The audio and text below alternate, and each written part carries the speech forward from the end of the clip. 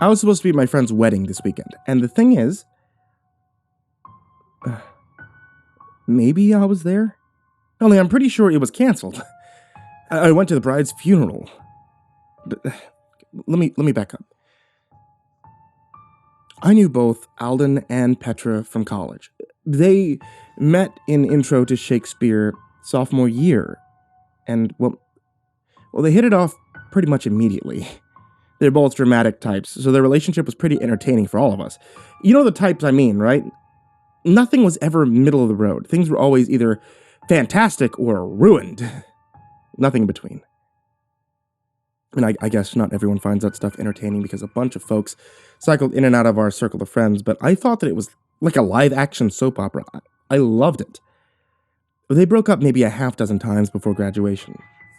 Always with tears and slammed doors and handwritten notes proclaiming betrayal, but they got back together a half-dozen times too. And when we were all throwing our caps in the air, they had their arms around each other, smiling and laughing and swearing to spend their lives together. After graduation, I moved out of town, and Petra moved in with Alden. I would have thought that moving in together where they were going to be in close proximity all the time would have doomed them. Maybe not having an audience for their drama, I guess, it calmed them down, though. Maybe I just heard about it less, I don't know. We still kept in touch, online, of course, but it's not the same as having someone right down the hall in the dorm. As far as I could tell, they both calmed down. They were doing great together. Alden proposed to Petra on their first anniversary of our college graduation. This big display. It was super cute. He took her to the movies and got them to play the proposal right before the trailers. The whole theater clapped. Petra cried. It was great. I saw the video afterward. So I got my wedding invitation a few months later, and obviously I was coming back for that.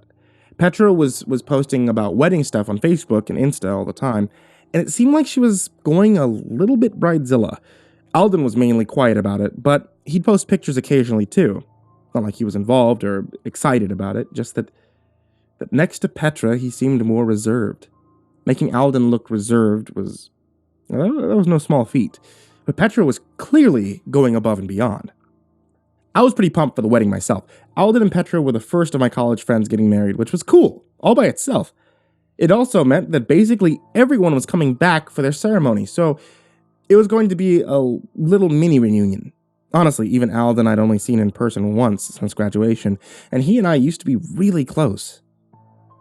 I'd meant to go see people more often, but time slips away, you know? So, I came into town early, at the beginning of last week. Figured I'd catch up with the old hangouts, see people individually as they came into town, and then cap it all off with a wedding on Sunday. Obviously, I went to go see Alden and Petra first. I knew they wouldn't have a lot of time, but I wanted to say hi. I was shocked by how Petra looked. She was always thin in college, but like graceful, willowy thin. Now she looked drawn, even frail. I gave her a big hug and tried to hide my initial reaction, but she clearly noticed. So I don't look good, huh? She asked, wryly. No, I mean, you look great. You doing okay? Yeah, I'll be fine. Just came down with something a couple weeks ago. I'm mainly just ticked off I'm gonna be sick at my wedding. Little makeup, you'll be fine, I told her. She smiled, and even through the illness, she looked radiant. I'm not worried at all. Nothing's taking this day away from me. It was Monday. On Wednesday, I got the news that Petra had been rushed to the hospital. She'd collapsed at dinner. They said that she'd been coughing up blood. She was unresponsive when they got her to the hospital. She hung in there for most of a day, getting steadily weaker. I stopped by in the middle of the day to see her. Alden was there, holding her limp hand.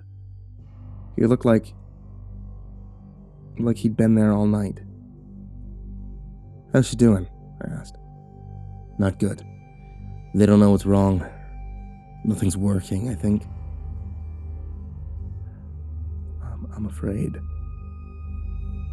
His voice broke and he clutched her hand for a moment, composing himself. I'm afraid I'm gonna lose her. I stayed for a bit, trying to think of helpful things to say, or at least be a friendly presence for Alden. Then one of the machines started beeping and a nurse came in to fuss with her, so I slipped out. I thought about catching an early flight home. The wedding was clearly not going to happen. Petra died Thursday night. Alden was in shock. I came to the house as soon as I heard he was there, surrounded by family. His staring eyes, his pale face, he looked almost as bad as Petra had. Hey, do you need me to do anything for you? I asked him. Let people know. I could, call things off. No, don't call anything off. Let people know, definitely, but I hope they'll come anyway. They'll still be celebrating your life this weekend. No, not how I wanted, but they should still be here for her. Those people did still come. Tickets were already bought, after all. Plans were set. They held the funeral in the wedding hall, since they'd already rented it.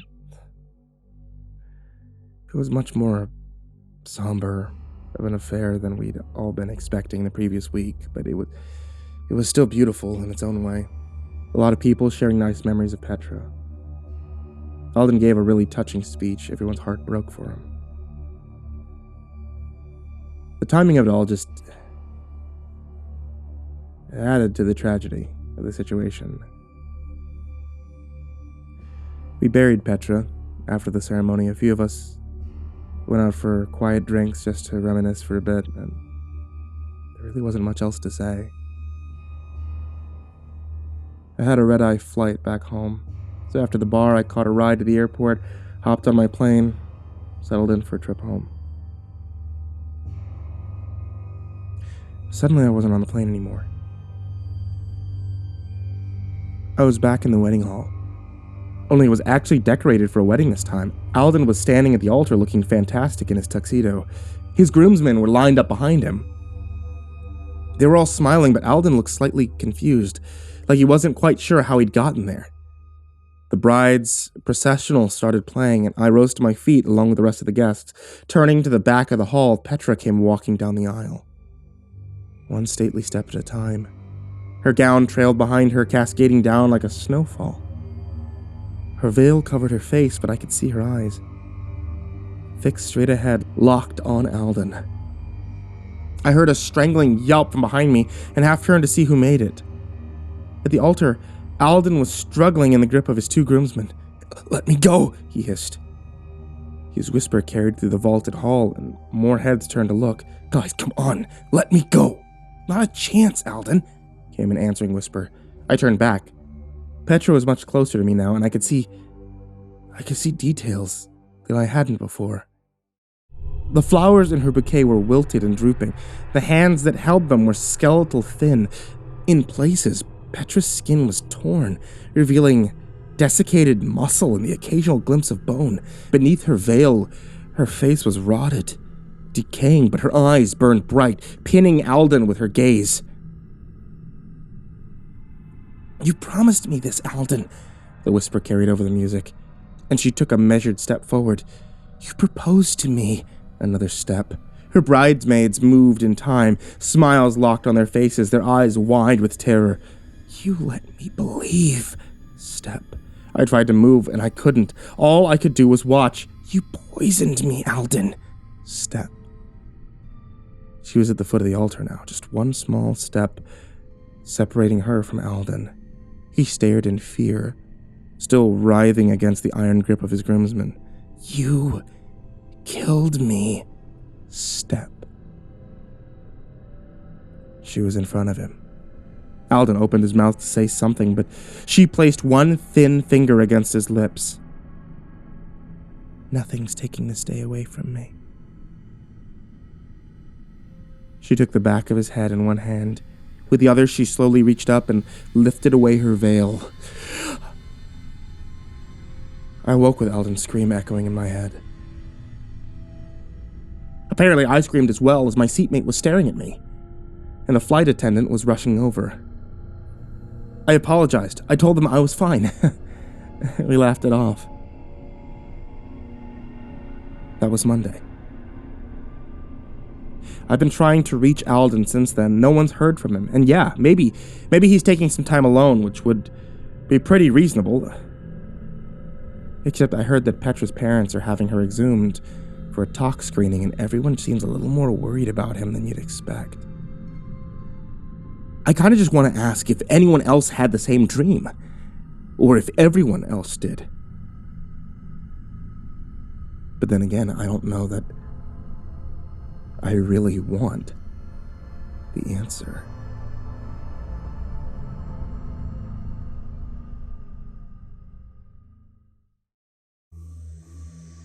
Hey there kids, it's me, MrCreepyPasta, and I just wanted to take a quick second to say thank you for listening to tonight's video, and quite potentially tomorrow night's or last night's video, depending on how many times I've reused this recording. I especially want to give a big thanks to Erik Mary, John, Daniel Poulsen, Trace Miles, Jordan Alexander Sanchez, Wayne Milstead, Frederick LaRue, Ken LAndo Higuchi, Brianna Van Tine-Janzen, Nicholas Saeid Alyain, Tyler Ramberg, Asia, Gabrielle baca, TheRedOakShieldVirus, Sandy Barney, Melissa Siegwart, Chompski, Daniel Rowe, TheGingerBroz, Andreas, Solvik, and Andrew Steinberg. You guys and everybody who is supporting on Patreon are the real MVPs. And if anyone would like to join them, you can always check me out at patreon.com/MrCreepyPasta. Or if you'd just like to support the show without, Patreon, then honestly, every view or minute or however you watch or listen to this Creepypasta Storytime on the YouTube livestream or here on YouTube, the podcast on Amazon, Google Play, and on Spotify. And if you'd like to support my wife, then there's nothing better than listening to scary stories with some Dungeons & Dragons themed herbal teas.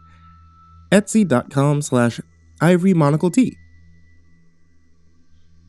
Alright kids, thanks so much for listening, and sweet dreams.